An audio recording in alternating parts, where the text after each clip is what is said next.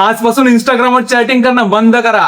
तुमच्या इंस्टाग्रामवर चाललेली सगळी लपडी आणि सिक्रेट चॅटिंग आता कधी पण बाहेर येऊ शकते. हो, तुम्ही बरोबर ऐकताय. 8 मे 2026 ला इंस्टाग्रामने असा निर्णय घेतलाय ज्यामुळे तुमच्या प्रायव्हसीची अक्षरशः वाट लागणार आहे. इंस्टाग्रामने सुमडीत कोंबडी कापले आणि डीएम म्हणजेच डायरेक्ट मेसेज मधून एंड टू एंड इन्क्रिप्शनची सिक्युरिटी कायमची काढून टाकले. आता हे नाव ऐकून जे लोक कन्फ्युज झालेत ना, त्यांना एकदम सोप्या भाषेत सांगतो.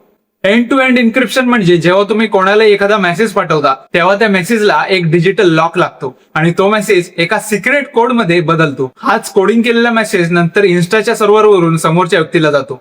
या सिक्युरिटीमुळे तो आपोआप अनलॉक पण होतो आणि नंतर तो मेसेज आपल्याला बघता येतो. या संपूर्ण प्रवासात तो कोणालाच वाचता येत नाही.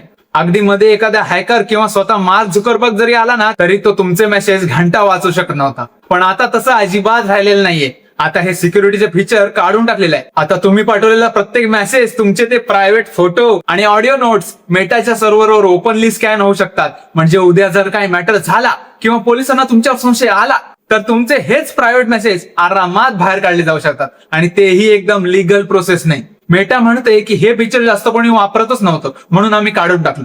पण खरं काय आहे ते मी तुम्हाला सांगतो. सध्या इंस्टाग्रामवर fake profile, blackmailing, financial scam, deep fake आणि डिजिटल अरेस्ट हे असले धंदे एवढे वाढलेत ना की गुन्हेगारांना ट्रॅक करण्यासाठी त्यांना ही इन्क्रिप्शनची सिक्युरिटी काढून टाकणं भाग पडले.